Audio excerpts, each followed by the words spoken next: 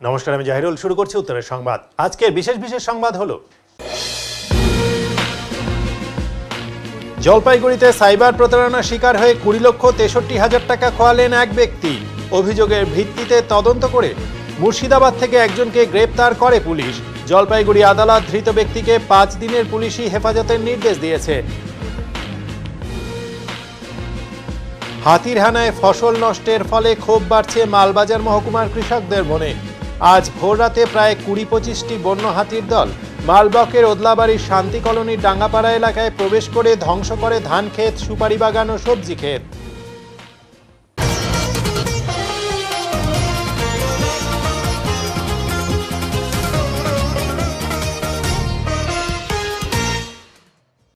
জলপাইগুড়িতে 20,63,000 টাকার online share প্রতারণা, যার ফলে গ্রেপ্তার করা হলো একজনকে।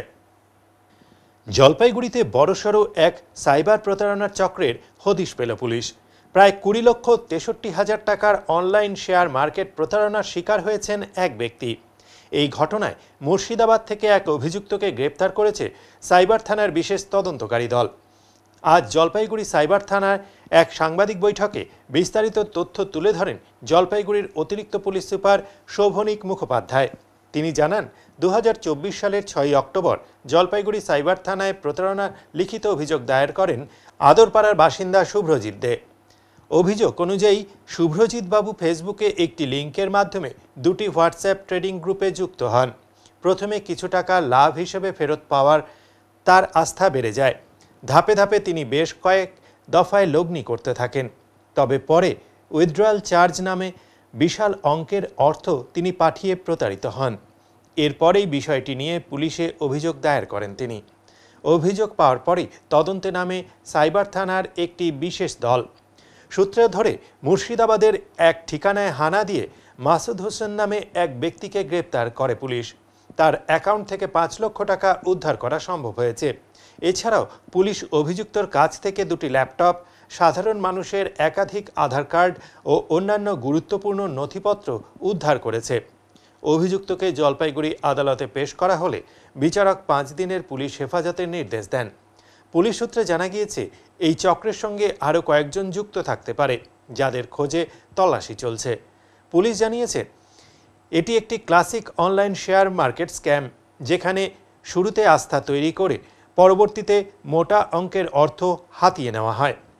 সাধারণ মানুষের উদ্দেশ্যে অতিরিক্ত পুলিশ সুপার শোভনিক মুখোপাধ্যায় বলেন, এই ধরনের অনলাইন প্রতারণা থেকে সকলকে সতর্ক থাকতে হবে। সোশ্যাল মিডিয়ায় বিনিয়োগ করার আগে ভালোভাবে যাচাই করে তবেই সিদ্ধান্ত নেওয়া উচিত। অচেনা গ্রুপ, অ্যাপ কিংবা সন্দেহজনক লিঙ্কে ক্লিক না করাই বুদ্ধিমানের কাজ।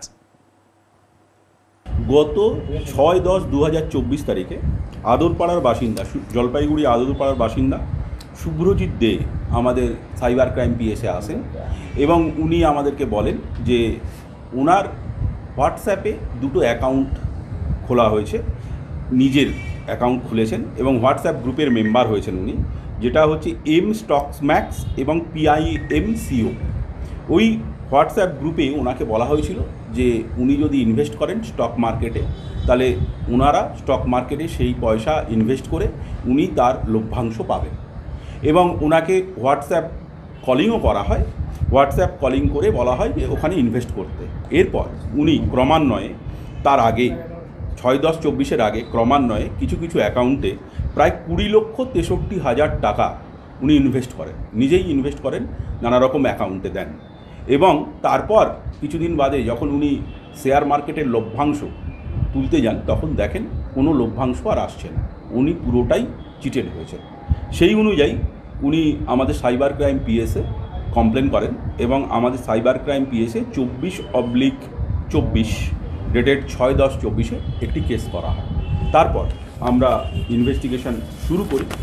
ইনভেস্টিগেশনে প্রথমেই দেখা হয় যে আপনারা জানেন যে 20 লক্ষ টাকা উনি যে অ্যাকাউন্টে জমা দিয়েছিলেন সেই অ্যাকাউন্ট থেকে কোথায় কোথায় টাকাগুলো ট্রান্সফার হয়েছে। আমরা প্রথম আমাদের কর্তব্য থাকে যে যাদের পয়সা গেছে তাদের যতটা অ্যাকাউন্টে ব্যালেন্স আছে সেটাকে হোল্ড করা।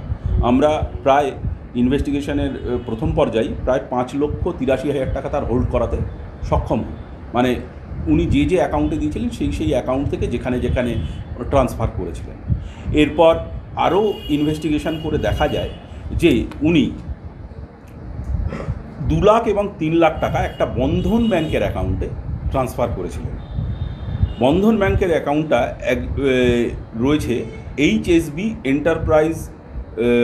এন্টারপ্রাইজের নামে, একটা বিজনেস অ্যাকাউন্ট। ওনার যে 20 লক্ষ টাকা গেছিলো তার মধ্যে প্রায় 5 লক্ষ টাকা ওনার অ্যাকাউন্টে ট্রান্সফার হয়েছে। এবং আমরা মুর্শিদাবাদে রেড করে আমরা মাসুদ হাসানকে অ্যারেস্ট করতে সমর্থ হই এবং তাকে আমরা আদালতে পেশ করে 10 দিনের পুলিশ রিমান্ডের প্রেয়ার করি। আদালত আমাদেরকে 5 দিনের জন্য পুলিশ রিমান্ড মঞ্জুর করেছেন আরও ইনভেস্টিগেশন করার জন্য। কালিম্পং জেলার লুংসেলে ন্যাফের উদ্যোগে শুরু হলো দুদিনব্যাপী মথ পর্যবেক্ষণ শিবির। পাখি আর প্রজাপতির জগৎ পেরিয়ে এবার প্রকৃতি পাঠের নতুন দরজা খুলছে মথের দুনিয়ায়। জাতীয় মথ সপ্তাহ উপলক্ষে শুরু হলো দুদিনব্যাপী মথ পর্যবেক্ষণ শিবির। আয়োজক পরিবেশপ্রেমী স্বেচ্ছাসেবী সংস্থা ন্যাফ। মথের বাস্তুতাত্ত্বিক গুরুত্ব এবং বৈচিত্র্য তুলে ধরতেই এই বিশেষ আয়োজন। এবারের শিবিরের পঞ্চম বর্ষ। কালিম্পং জেলার প্রায় 4500 ফুট উচ্চতায় অবস্থিত পাহাড়ি গ্রাম লুংসেলে এই শিবির অনুষ্ঠিত হচ্ছে। মালব্লকের পাথরঝোড়া পার করলেই শুরু হয় কালিম্পং জেলা, সেখানেই লুংসেল। প্রাকৃতিক সৌন্দর্যে ভরপুর এই পথে শিবিরে পৌঁছানোর পথটিও রঙিন প্রজাপতির সঙ্গ আর পাহাড়ি বাতাসে ভরপুর এক আনন্দময় অভিজ্ঞতা। শিবিরের সূচনায় জাতীয় পতাকা ও সংগঠনের পতাকা উত্তোলনের পর মথ বিশেষজ্ঞ যুধাজিৎ দাশগুপ্ত বলেন, মথ মূলত রাত চড়া পতঙ্গ, অথচ এদের সম্পর্কে সাধারণ মানুষের জ্ঞান প্রায় নেই বললেই চলে। পৃথিবীতে এখনো পর্যন্ত প্রায় 1,60,000 প্রজাতির মথের সন্ধান পাওয়া গেছে। এর মধ্যে প্রায় 15,000 প্রজাতি ভারতে রয়েছে। তিনি জানান, অ্যাটলাস টাইগার আউল ও ফ্রুট পিয়ার্সিং মথ ভারতের অন্যতম উল্লেখযোগ্য প্রজাতি। ন্যাফের সমন্বয়কারী অনিমেষ বসু বলেন, কোনো অঞ্চলের গাছপালার বৈচিত্র্য বোঝাতে মথ অত্যন্ত গুরুত্বপূর্ণ ভূমিকা নেয়। বিভিন্ন মথ বিভিন্ন গাছের পাতা খেয়ে বড় হয়। ফলে কোনো এলাকায় যত বেশি প্রজাতির মথ দেখা যাবে, বোঝা যাবে সেখানে তত বেশি উদ্ভিদের বৈচিত্র্য রয়েছে। শুধু তাই নয়, বহু পাখি, বাদুড়, এমনকি সরীসৃপও মথ খেয়ে বাঁচে। অর্থাৎ মথের সংখ্যা কমলে অন্যান্য প্রজাতির অস্তিত্ব সংকটে পড়বে। শিবিরে উপস্থিত ছিলেন কলকাতা থেকে আগত মথ গবেষক ও চিকিৎসক ডাক্তার পূরব চৌধুরী। তিনি বলেন, মথ হয়তো রঙিন নয়, কিন্তু পরিবেশের ভারসাম্য রক্ষায় এদের ভূমিকা অত্যন্ত গুরুত্বপূর্ণ। প্রকৃতি পাঠে এখন মথ পর্যবেক্ষণ এক নতুন ট্রেন্ড হয়ে উঠেছে। এই অতি সাধারণ পতঙ্গের মধ্যেও রয়েছে অসাধারণ বৈচিত্র্য ও গুরুত্ব। শিবিরের মূল আকর্ষণ রাতভর আলো ফেলে বিভিন্ন প্রজাতির মথ আকর্ষণ করে ছবি তোলা ও তথ্য সংগ্রহ। পরদিন স্থানীয় স্কুলের ছাত্রছাত্রীদের নিয়ে চলে মথ পরিচিতি ও সচেতনতামূলক সেশন। রাজ্যের বিভিন্ন প্রান্ত থেকে মোট 30 জন অংশগ্রহণকারী এই শিবিরে অংশ নিয়েছেন। সংগঠনের তরফে জানানো হয়েছে, আগামী দিনে বিভিন্ন জেলায় এমনকি শিবির আরও বড় পরিসরে করার পরিকল্পনা রয়েছে। পরিবেশ রক্ষা, জীব বৈচিত্র্য বিষয়ে সচেতনতা বাড়াতে মথ পর্যবেক্ষণ এক শক্তিশালী মাধ্যম হয়ে উঠতে পারে বলেই মত আয়োজকদের। মথের যে বৈচিত্র্য, সেই বৈচিত্র্য থেকে আমরা দুটো জায়গার মধ্যে তুলনা করে যদি আমরা দেখি যে একটা জায়গাতে মথের বৈচিত্র্য অন্য জায়গার তুলনায় খুবই কম, তাহলে এটা আমরা খুব সহজেই আন্দাজ করতে পারি যে এই দ্বিতীয় জায়গাটাতে গাছপালার বৈচিত্র্য একেবারেই নেই। কারণ মথগুলো কোনো না কোনো গাছের পাতা ইত্যাদি খেয়েই বড় হচ্ছে। কাজে যদি একটা নানা ধরনের গাছপালা সমৃদ্ধ এলাকায় আমি যদি মথের সন্ধান নিই, দেখব সেখানেও মথের বৈচিত্র্য বিশাল। এবং এই মথেদের প্রজাপতির মতোই মথরা ফুলের মধু, নেকটার এরা কিন্তু আহরণ করে। সবাই না হলেও অনেকেই, মানে বেশিরভাগই তারা কিন্তু ফুলের মধু আহরণ করে। তাহলে পরে রাত্রিবেলায় বেরোক আর দিনের বেলাতেই বেরো প্রজাপতি বা মথ, তাদেরকে তো কোনো না কোনো ফুলে গিয়ে বসতে হচ্ছে। এবারে প্রজাপতির সংখ্যা যদি আমি পৃথিবীর হিসেবেই বলি, প্রজাপতির সংখ্যা যদি 17, 18, 19 হাজার হয়, সেখানে মথের সংখ্যা প্রায় 1,60,000। তাহলে তারা কতগুলো গাছের, কত ভ্যারাইটির গাছের পলিনেটার হিসেবে তারা কাজ করছে, প্রজাপতির তুলনায় অনেক বেশি। আমরা জেনারেলি প্রজাপতির কথাগুলোই বলি, তার মানে আমি যদি মথের ক্ষেত্রে ওটাকে বাড়াই, এক্সট্রাপোলেট করি, তাহলে পরে কতগুলো স্পিসিস শুধু এই মথের দলটার কাছে ঋণী তাদের পরাগ মিলনের জন্য। কাজে এরকম আমরা যদি একটা একটা করে দেখি, আমরা বোধহয় আরও অজস্র আমরা এরকম বার করতে পারবো একটা করে। কারণ যে বাস্তুতন্ত্রে সত্যি মথ একটা বিরাট একটা বড় স্থান নিয়ে রেখেছে, এটাতে কোনো ভুল নেই। মথ ওয়াচিং একটি আপকামিং হবি হিসেবে এবং নেচার স্টাডির একটি অ্যাসপেক্ট। মানে আমরা বার্ড ওয়াচিং বহুদিন ধরে হয়ে আসছে, বাটারফ্লাই ওয়াচিংও পপুলার হয়েছে। এবার সময় এসেছে যে আমাদের যে নন ক্যারিজম্যাটিক যে ইনসেক্টগুলো, তাদের যে ইকোসিস্টেমে যে ভূমিকা, সেইগুলোকে তুলে ধরার জন্য। তো সেই জন্যই ন্যাফের এই উদ্যোগ। কদিন চলবে এটা? এই ক্যাম্প আগামী 2 রাত 3 দিন, আজকের দিনটা ধরে 2 রাত 3 দিন চলবে। কতজন রয়েছেন আপনারা যারা এখানে আসছেন? এখানে মোটামুটি 27 থেকে 28 জন মতো রয়েছেন। তার মধ্যে ছাত্রছাত্রীও রয়েছে কি? ছাত্রছাত্রী রয়েছেন। আমাদের এর ওভার অ্যান্ড অ্যাবাভ আমরা এখানকার যে স্থানীয় যারা পড়ুয়া, তাদেরকেও আমরা ইনভলভ করব কিছু সেশনে। তাদেরকে মানে হ্যান্ডস অন মথ আইডেন্টিফিকেশান এবং এর যে সংরক্ষণের বিষয়ে আমরা তাদেরকে নিয়ে একটা সেশন করব। মূল উদ্দেশ্য হচ্ছে যে বিভিন্ন পোকামাকড়, পতঙ্গ, এদের যেরকম একটা আমাদের পরিবেশে, বাস্তুতন্ত্রে একটা গুরুত্বপূর্ণ ভূমিকা রয়েছে, এই ছোট ছোট পতঙ্গগুলো কোনো অংশে কম না বা অনেক কোনো পতঙ্গর থেকে বেশি তারা কিন্তু তারা পরিবেশকে অনেক বেশি কিছু দিচ্ছেন বা তারা অনেক বেশি করে কিন্তু আমাদের পরিবেশকে রক্ষা করছেন, বা তারা হাজারে হাজারে সংখ্যায় আছে বলে তাদের উপরে যে নির্ভরশীল যেসব প্রাণীকুল, ঝিরঝিটি থেকে শুরু করে অন্যান্য ছোটোখাটো প্রাণী, পাখি বিশেষ করে যে যাদের উপরে নির্ভরশীল, তার চেয়ে অন্যতম গুরুত্বপূর্ণ যেটা হচ্ছে যেই পরাগ মিলন করাটা, এটা একটা ভীষণভাবে গুরুত্বপূর্ণ করছেন। যেহেতু এই রাত্রিবেলা এই মথের দলই যে আমাদের অরণ্যে যে পরাগ মিলন হয় এক গাছ থেকে আরেক গাছ,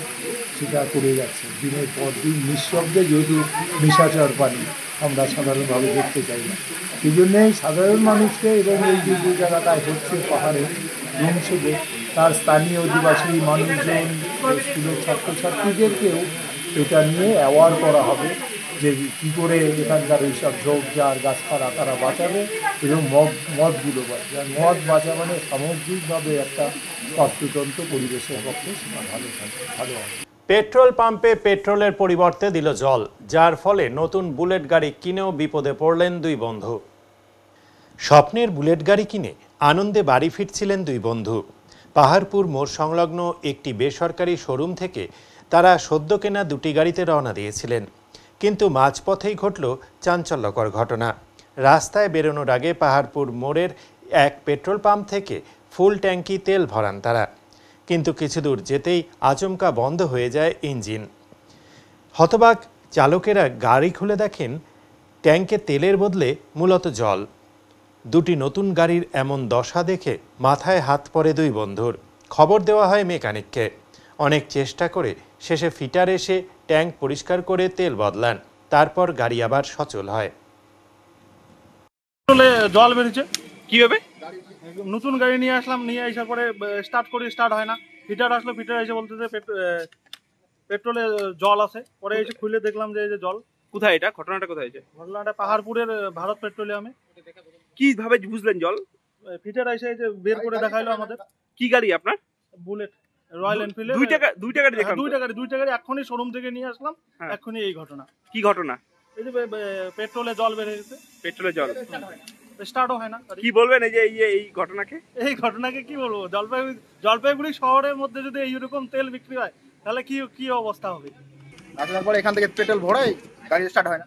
তারপরে বুঝলাম যে গাড়িতে প্রবলেম কি, ফিটার ডাকলাম, বললো যে গাড়িতে তেল আছে, তেল নাই জল আছে। তারপরে জল বেরোলো। কতগুলো জল বাড়াইলো? এখন গাড়ি সব তো খুলছি। হ্যাঁ, তারপরে কতগুলো জল বাড়াইলো? এটাই তো জল বেশিরভাগই। মানে এটা দেখো বর্ষার সময় হতে পারে, আমরা আজকে চেক করিনি, মিস্টেকে হয়ে যেতে পারে, ঠিক আছে। কেরোসিন মিক্সচার আছে? না না, কেরোসিন মিক্সচার, এখন কেরোসিনের দাম কত? না না, কেরোসিন অভিযোগ করছে কেরোসিন মিক্সচার। কেরোসিন এখন পেট্রোলের থেকে কেরোসিনের দাম বেশি। মানে এই জলটা কেন, তাহলে আপনারা কি গাড়ির কি করবেন? আপনারা কি গাড়ি তো আমরা ওয়াশ করে দিলাম, তেল দিয়ে দিব। তেল দিয়ে দিবেন? মানে এর কি কারণে হচ্ছে এটা? এটা বর্ষার সময় দেখো ট্যাঙ্কির থেকে লিয়ার হতেই পারে, না হওয়ার কিছু নেই। আমরা আজকে চেক করিনি, যেমন আমাদের এক্সট্রা প্রিমিয়ামটা আছে, কোনোদিনও আমাদের ট্যাঙ্কিতে কিন্তু জল ডুবে না, ঠিক আছে। আজকে প্রিমিয়ামটা আমরা অনেক দিন থেকে চালাই না, আজকে চালাইছি, তো দেখতেছি যে জল, দুইটা নতুন গাড়ি আসছে, জল চলে আসছে। আমরা তার জন্য ওদের কাছে যে হাত জোর করেছি।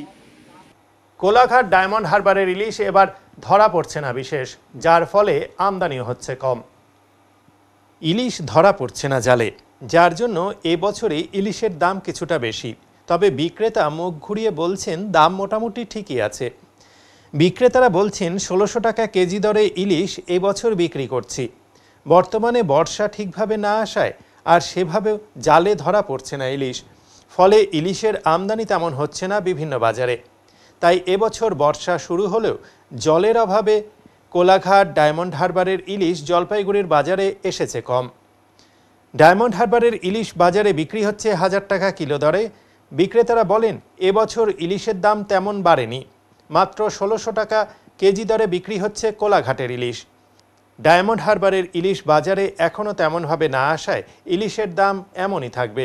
তবে বর্ষা আসলেও ইলিশ সঠিকভাবে না ধরা পড়ার জন্যই ইলিশের দাম এখনও কিছুটা বেশি আছে, এমনটাই মনে করা হচ্ছে। এই ইলিশ 1 কিলো 300 গ্রাম ওজন, ১৬০০ টাকা কেজি, অরিজিনাল কোলাঘাটের মাছ। আর এগুলো ডায়মন্ডের মাছ আছে ১০০০ টাকা, ৪০০-৫০০ ওজন। বর্ষা তো চলে গেছে। বর্ষা চলে গেছে, কিন্তু ইলিশের এখন আমদানিটা এখন হচ্ছে। কোল্ড স্টোরে আছে, কাঁচা আছে, সব মিশা। ডায়মন্ড আছে কাঁচা। দাম কত বেশি? দাম কোথায় বেশি? ১০০০ টাকা ইলিশ, ৫০০-৬০০। বড়টা ১৬০০ টাকা। কোথায় দাম বাড়েনি? বিক্রি হচ্ছে? হ্যাঁ বিক্রি, হ্যাঁ বিক্রি তো হচ্ছে। বড় হচ্ছে, ছোট সবই বিক্রি হচ্ছে। আরো কি কম হওয়ার আশা? হ্যাঁ, আমদানিটা হলে একটু কম হবে। আর বৃষ্টি হলে পরে মাছের দাম কমে যাবে। ইলিশ ভালোই আছে, এত গরমে ছোট ছোট। হ্যাঁ, ইলিশ ভালোই আছে, ছোট মাছগুলো ভালো দেখলাম। তো এখনো দামটা কমলে আর কি, মানে বর্ষার সময় তো অনেকটাই দাম, মানে আর একটু কমা উচিত, দাম কমা উচিত। বলছে নাকি মাছ কম আসছে, দামটা চলে যাচ্ছে। এখন এই নিচে ছোট্ট একটি বিরতি, ফিরে আসবো আরও খবর নিয়ে, সঙ্গে থাকুন। সব সময় সব দিকের সব খবর পেতে সাবস্ক্রাইব করুন, বেল আইকনটি প্রেস করে আপডেট থাকুন।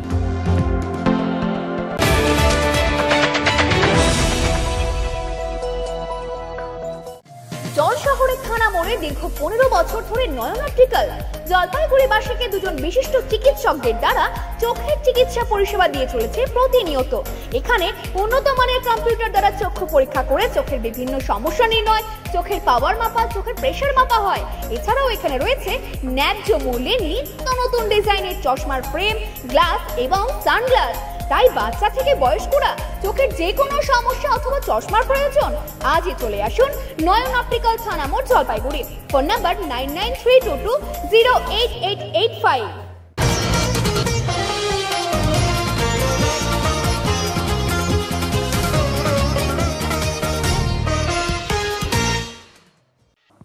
হাতির তাণ্ডবে নষ্ট ফসলের মিলছে না উপযুক্ত ক্ষতিপূরণ, যার ফলে ক্ষোভ বাড়ছে মাল মহকুমার কৃষকদের। মালবাজার মহকুমায় বন্য হাতির উপদ্রব ক্রমেই ভয়াবহ রূপ নিচ্ছে। কখনো বসতি, কখনো স্কুল, কখনো আবার ক্ষেত খামারে হানা দিচ্ছে হাতির দল। এমনই এক দৃশ্য দেখা গেল মালবাজার ব্লকের ওদলাবাড়ি শান্তি কলোনির ডাঙ্গাপাড়া এলাকায়। শনিবার ভোররাতে প্রায় ২০-২৫টি বন্য হাতির একটি দল এলাকায় প্রবেশ করে ব্যাপক ক্ষয়ক্ষতি ঘটায়। ধ্বংস হয় ধানক্ষেত, সুপারি বাগান ও সবজি ক্ষেত। আতঙ্কে রয়েছেন গ্রামের বাসিন্দারা, মাথায় হাত কৃষকদের। স্থানীয় কৃষক সন্তোষ ছেত্রী, কালে ছেত্রী এবং লেবুয়া মোহাম্মদ জানান, ভোর ২:৩০ থেকে ৩টের মধ্যে হাতির দলটি গ্রামে প্রবেশ করে ধানক্ষেত ও সুপারি বাগানে তাণ্ডব চালায়। প্রায় 80-90টি সুপারি গাছ হাতিরা ভেঙে ফেলে ও খেয়ে নেয়। নষ্ট হয় অসংখ্য কলা গাছ এবং সবজির ক্ষেতে চাষ হওয়া ফসল। হাতি তাড়াতে গিয়ে আহত হন কৃষক লেবুয়া মোহাম্মদ। তবে তাদের অভিযোগ, এখনো পর্যন্ত বন দপ্তরের কেউ এলাকা পরিদর্শনে আসেননি। বাসিন্দা পলাশ দে সরকার ও অনিশ ঘিমিরে জানান, গ্রামের পাশেই রয়েছে তার ঘেরা গভীর জঙ্গল। সেখান থেকেই হাতির দলটি গ্রামে ঢুকেছে। ধান খেতে সদ্য রোপণ করা ধান গাছ হাতির পায়ের চাপে পিষ্ট হয়ে গেছে। নষ্ট হয়েছে সেচ ব্যবস্থাও, ক্ষতি হয়েছে কৃষি জমির। শুধু হাতি নয়, 1 মাস আগেই একই গ্রামে চিতাবাঘ ছাগল মেরে নিয়ে যায় এবং একটি গরুকে আহত করে। সে সময় বন দপ্তরের পক্ষ থেকে কোনো সদর্থক ব্যবস্থা দেখা যায়নি। ক্ষতিপূরণ নিয়েও ক্ষোভ বাড়ছে স্থানীয়দের মধ্যে। তাদের বক্তব্য, বন দপ্তরের কর্মীরা জানাচ্ছেন, যেসব কৃষকের ক্ষতি হয়েছে তাদেরকে বিষয়টি লিখিতভাবে জানিয়ে বন দপ্তরের অফিসে নথি জমা দিতে হবে। এরপর ঊর্ধ্বতন কর্তৃপক্ষকে বিষয়টি জানানো হবে। এই পরিস্থিতিতে গ্রামের মানুষের দাবি, বন দপ্তরকে আরও সক্রিয় হতে হবে, নিয়মিত টহলদারির ব্যবস্থা করতে হবে এবং হাতির গতিবিধি রুখতে উপযুক্ত উদ্যোগ নিতে হবে। পাশাপাশি দ্রুত ক্ষতিগ্রস্ত কৃষকদের ক্ষতিপূরণ প্রদান করতে হবে, নয়তো কৃষক ও গ্রামবাসীদের জীবন জীবিকা চরম সংকটে পড়বে। অন্যদিকে গতকাল রাতে মাল ব্লকের ডামডিম এলাকাতেও হাতির তাণ্ডবের খবর পাওয়া যায়। গভীর রাতে ডামডিমের খাগড়া বস্তিতে হাতির দল ঢুকে পড়ে। এরপর বনকর্মী এবং গ্রামের মানুষ হাতির দলকে জঙ্গলে ফেরায়। পাশাপাশি পশ্চিম ডামডিম এলাকায় একটি দাতাল হাতি খাবারের খোঁজে এলাকার বাসিন্দা বাগড়া রায়ের রান্নাঘর ভেঙে আনাজপাতি খেয়ে নেয়। অনুমানিক 3টার সময় একদল হাতির দল এসে এই যে সব ক্ষয়ক্ষতি করলো। ডিপার্টমেন্টে ফোন করলাম, ডিপার্টমেন্ট আসেনি। তো এখন ক্ষয়ক্ষতি হয়েছে, এই ক্ষতিপূরণ যদি ডিপার্টমেন্ট থেকে কিছু সাহায্য করে। কতগুলো হাতি ছিল? ম্যাক্সিমাম 35-40টা মতন। বাচ্চাও ছিল, ছোট বাচ্চা। কোন জঙ্গল আছে আসলে? তারঘেরা জঙ্গল। কি কি নষ্ট হয়েছে? সুপারি গাছ, কলা গাছ, ধান ক্ষেত সব নষ্ট হয়ে গেছে। সব সুপারি গাছ তো সব নষ্ট করে দিয়েছে। তো রাত্রেবেলা আপনারা টের পেয়েছিলেন? না, টের পাইনি। সকালে জানতে পারলাম। ফরেস্ট এসেছিল? না, আসেনি। ফোন করেছিলাম, আসেনি। কি চাচ্ছেন? চাচ্ছি এখন ক্ষতিপূরণ যদি দিয়ে দেয়। এটা কোন জায়গাটা? এটা হলো দক্ষিণ ওদলাবাড়ি, যন্ত্রের লাইন। হাতি 3টার সময় রাত্রেবেলা। কয়টা ছিল? 3টার সময়। কতগুলো ছিল হাতি? ছিল অনেক ছিল, এখন কে গুনতি করতে পারবে, অনেকগুলো। তো আপনারা কি ক্ষতিপূরণ পাচ্ছেন? হ্যাঁ, ক্ষতিপূরণ পাচ্ছেন? কি আমি আজ পর্যন্ত পাইনি। পান নাই। এটা কোন জায়গা? হ্যাঁ, এটা কোন জায়গা? এটা আমাদের বাঁশবাড়ি লাইন। বাঁশবাড়ি লাইন। টাকা মিস্ত্রি বাঁশবাড়ি লাইন। আপনার কি কি ক্ষতি হয়েছে? আমার ওই সুপারি গাছ, কলা গাছ, জমি, ওই যে ধান লাগাইছি ওইটা সব নষ্ট করে দিয়েছে। হ্যাঁ, 2টার সময় ঢুকছে, তখন মোটামুটি লোকজন তো কমে ছিল। হ্যাঁ, চারপাশের লোক ডাইকে নিয়ে এসে তারপরে চিল্লা হাল্লা করে পটকা ফুটায় তারপরে করছে। তারাইলেন? হ্যাঁ, তারাইছে। আপনারাই তারাইছে? হ্যাঁ, আমরা। আমার শ্বশুর তো নাই, শাশুড়ি আছে আর শালা আছে। ওরা ভয়ের চোটে এরকম পালাইছে যে বলা যায়নি। আপনাদের কি কি ক্ষতি করছে? আমাদের কিছু ক্ষতি হয়নি, এই যে হাত ক্ষতি হয়েছে। কি হাতে পড়ে গেছেন? হাতি তাড়াতে গিয়ে? হাতি তাড়াইতে গেলে দেখার সাথে সাথে না পালাইলে তো ধরে ফেলবে। हाथी मैक्सिमम 2:45 बजे। 2:45 बजे। तो आप लोग तो सब तो नींद में था? नहीं, हम लोग तो उठा था, नहीं क्या करेगा, लाइट फाइट कुछ नहीं है। वो आप लोग को मालूम था हाथी आ गया? उसके बाद क्या किया? उसके बाद क्या करेगा, चुपचाप से बैठा रहा हम लोग। फॉरेस्ट तो आता नहीं है। बुलाए थे आप लोग? ना, हम लोग नहीं बुलाया था, फॉरेस्ट का नंबर भी नहीं है हम लोग के पास। कितना था हाथी? 9 पीस, 9 था मालूम पड़ता है। अभी सुनने में आया 9 है। क्या क्या क्षति किया? मेरा तो पूरा गार्डन खत्म कर दिया, सुपारी का गार्डन। उसको सब्जी खेत भी था? हाँ, सब्जी खेत ऊपर का उतर सब्जी उड़ा दिया सब, सिमल तरुल कांदा उंदा सब खा के खत्म। फॉरेस्ट लोग आया? नहीं, अभी तक तो आया नहीं है। कल रात का घटना अभी तक नहीं आया? रात में आया था, बोलता था, पर देखा ही नहीं हम तो। জলপাইগুড়ি স্টেশনের লিফটিং ব্যারিয়ার খারাপ হয়ে যায়নি, সেটি ঠিকই রয়েছে বলে জানালো রেল দপ্তর। জলপাইগুড়ি স্টেশনের ব্যারিয়ার বা লিফটিং ব্যারিয়ার ঠিকই রয়েছে। রেলের নির্দেশেই রোজ একবার করে স্লাইডিং ব্যারিয়ার ব্যবহার করা হয়। রেল দপ্তরের কর্মী থেকে ইঞ্জিনিয়াররা সবসময় এ ব্যাপারে সজাগ রয়েছেন। খবরে লিফটিং ব্যারিয়ার খারাপের কথা বলা হলেও সেটি ভুল তথ্য ছিল। পাশাপাশি দুর্ঘটনা এড়াতে লাগানো হয়েছে ট্র্যাক সার্কিট। স্লাইডিং ব্যারিয়ার সচল রাখতেই রেল দপ্তরের নির্দেশেই জলপাইগুড়ি টাউন স্টেশনে রোজ একবার করে স্লাইডিং ব্যারিয়ার ব্যবহার করার নির্দেশ রয়েছে। আর তাই স্লাইডিং ব্যারিয়ার রোজ একটি ট্রেন চলাচলের সময় ব্যবহার করা হয়, যাতে এই ব্যারিয়ারটি সহজেই নষ্ট না হয়। গতকাল খবরে দেখানো হয়েছিল স্লাইডিং ব্যারিয়ার ব্যবহার করা হয়েছে মূল ব্যারিয়ার বা লিফটিং ব্যারিয়ার খারাপের জন্য। এটি সঠিক তথ্য না পাওয়ার জন্য বলা হয়েছিল। আসলে লিফটিং ব্যারিয়ার ঠিক রয়েছে। সাধারণ মানুষের অবগতির জন্য আজ এই খবরটি পরিবেশন করা হলো। রেল দপ্তরের নির্দেশেই রোজ ট্রেন চলাচলের সময় একবার স্লাইডিং ব্যারিয়ার ব্যবহার করা হয়, আর সেটি রেল দপ্তরের কর্মীরা রেলের নির্দেশ মতোই কাজ করছেন। পাশাপাশি ট্রেন যাওয়ার পরে কিছুক্ষণ রেলগেট বন্ধ থাকে। অনেকের মধ্যে বিভ্রান্তি ছড়ায় ট্রেন যাওয়ার পরও কেন এই রেলগেট খোলে না। এর মূল কারণ ট্রেন চলাচলের সময় ওই ট্রেন ট্র্যাক সার্কিট পার হওয়ার পরই রেলগেট খোলে। মূলত সাধারণ মানুষের নিরাপত্তার জন্যই এই ট্র্যাক সার্কিট ব্যবহার করা হয়, যার কারণে ট্রেন যাওয়ার পরও কিছুটা সময় রেলগেট বন্ধ থাকে। এগুলো ভুল ধারণা, অনেকে অনেক রকম কথা সমালোচনা করে ওগুলো বলে, কিন্তু এটা বিকল্প। মানে ওই যে গেটটাকে টেনে নিয়ে আসে করে আগে কিছু কিছু জায়গা ছিল চেইন সিস্টেম ছিল, এখন চেইনের বদলে এইটা করছে। আগে চেইন সিস্টেম ছিল, প্লাস ওইরকম গেটের মতো ছিল, দরজার মতন ছিল, মানে গ্রিলের তৈরি করা। মানে এখন এগুলো নেই, এখন সোজা একটা দণ্ড নামিয়ে দেয় আর তুলে দেয় এবার সুইচের মাধ্যমে। কিন্তু ওই স্লাইডিং যেটা বলছেন একটা পাইপের মতন থাকে যেটা, সেটা বিকল্প হিসাবে, মানে ওটা যদি খারাপ হয়ে যায় এটা চলবে, এটা খারাপ হলে ওটা চলবে, এরকম না। মাঝে মধ্যেই রোজ দেখা যায় ওটা কখনো কখনো যেন ওটা ত্রুটি মুক্ত থাকে, অনেক সময় পড়ে থাকলে তো অনেকদিন খারাপ হয়ে যায় স্লাইডিং গেটটা, মানে গেটের অংশটা দণ্ডটা, সেটা সচল রাখার জন্য কখনো কখনো ইউজ করে রাখে, মানে কিন্তু তবে এটা প্রতিদিন ইউজ করে না, ইউজ করে ওই মেইন যেটা বড় দণ্ডটা আছে সেটাকে এই সুইচের মাধ্যমে এটা ওপেন করে। অনেকের ধারণা যে হয়তো মূল গেটটা খারাপ। না না, খারাপের জন্য ওটা বিকল্প হিসাবে, যদি একটা মূল গেট খারাপ হয় তো এটা হ্যাঁ এটা ব্যবহার করে, কিন্তু বেশিরভাগ সময় বড়টাই ব্যবহার করে।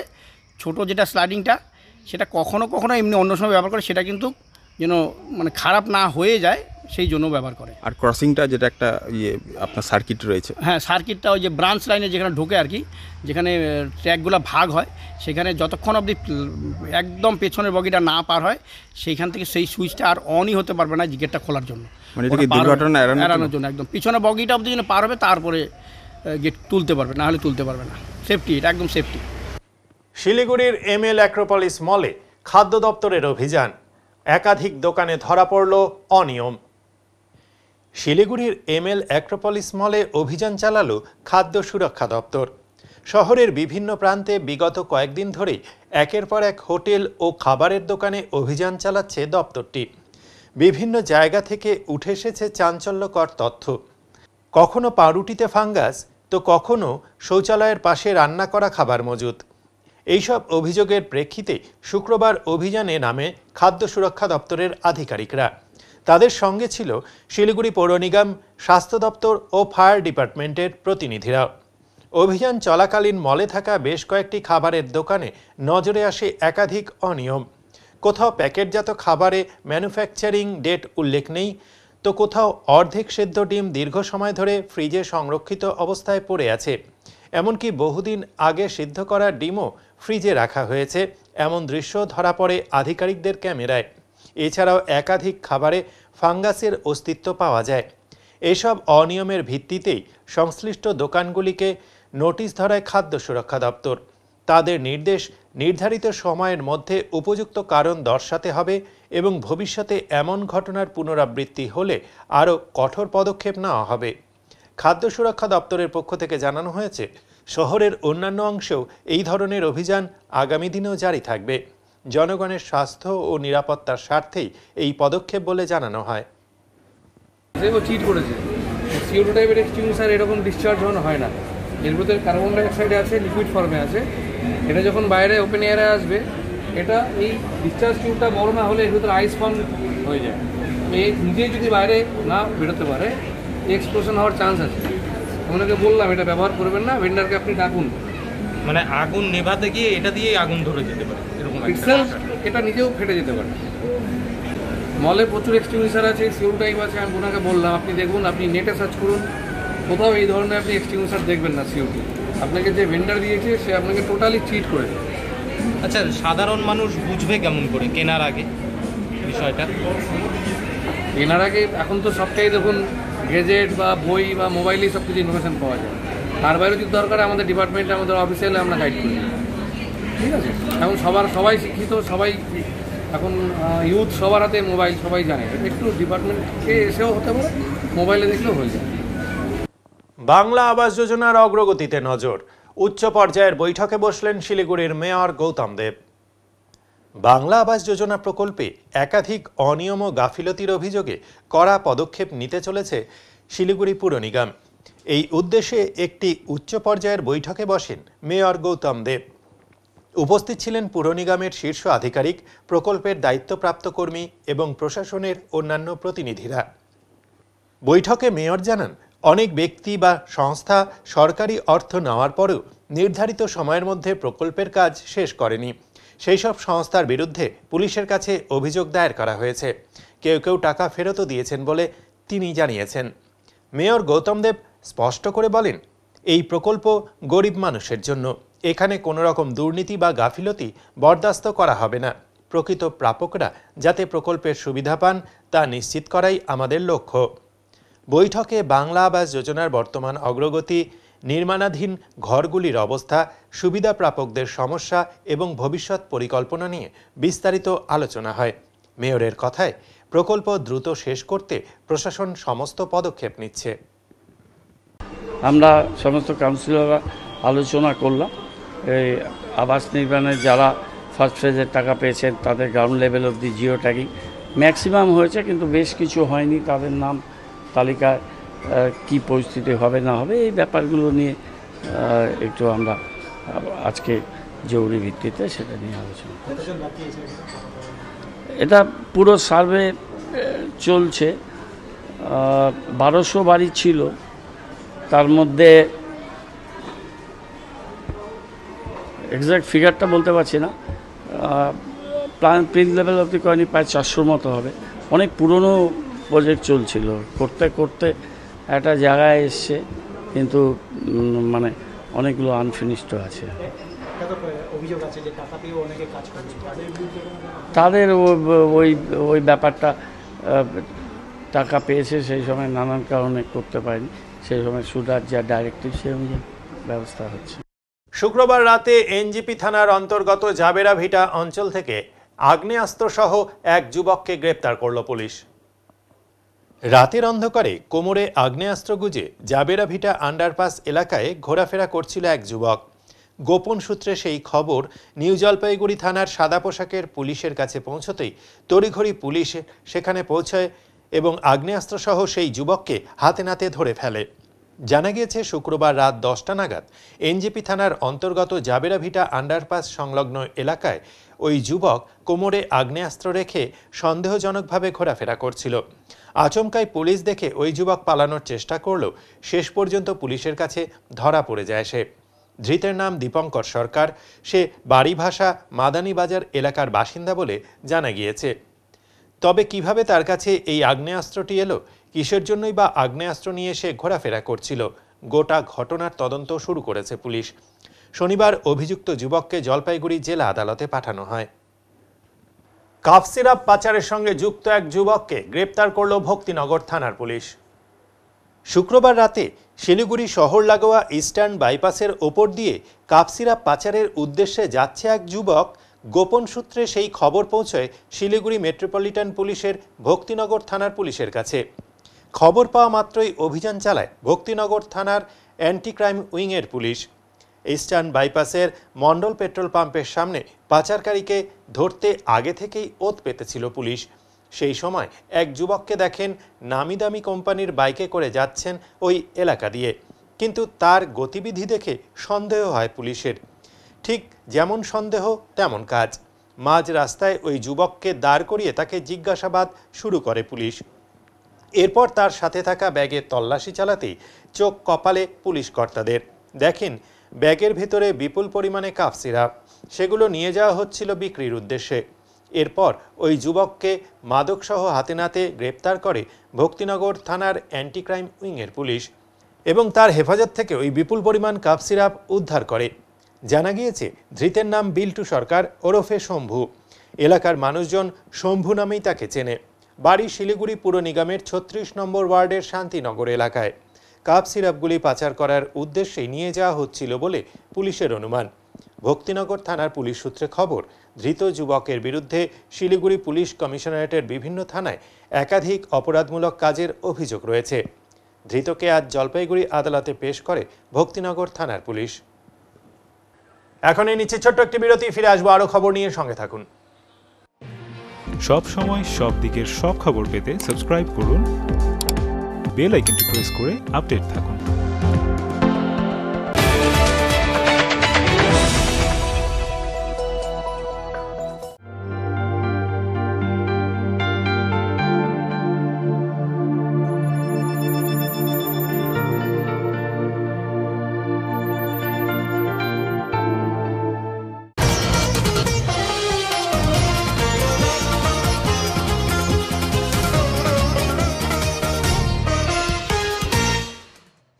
নাগরাকাটার চ্যাংমারি চা বাগান থেকে উদ্ধার হলো একটি বড় কিংকোবরা।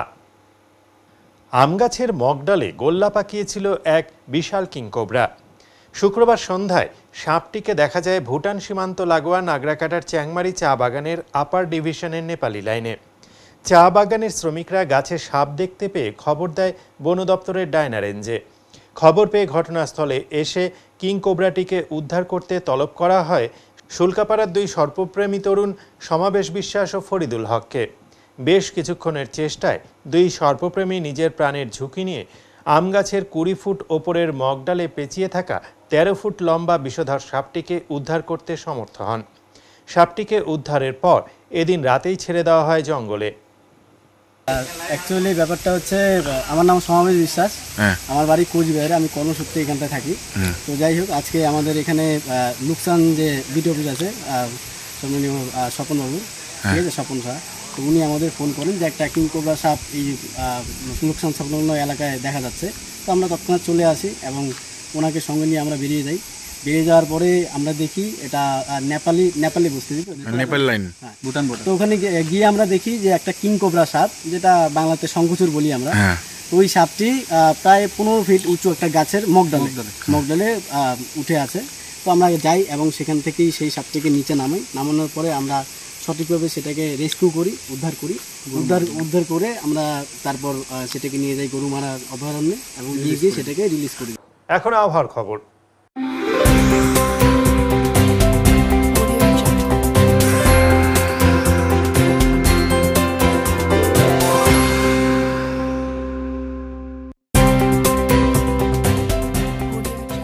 কেন্দ্রীয় আবহাওয়া দপ্তরের জলপাইগুড়ি কেন্দ্র থেকে পাওয়া তথ্য অনুযায়ী শনিবার দিনের সর্বোচ্চ তাপমাত্রা ছিল 35 ডিগ্রি সেলসিয়াস ও সর্বনিম্ন তাপমাত্রা ছিল 25.6 ডিগ্রি সেলসিয়াস।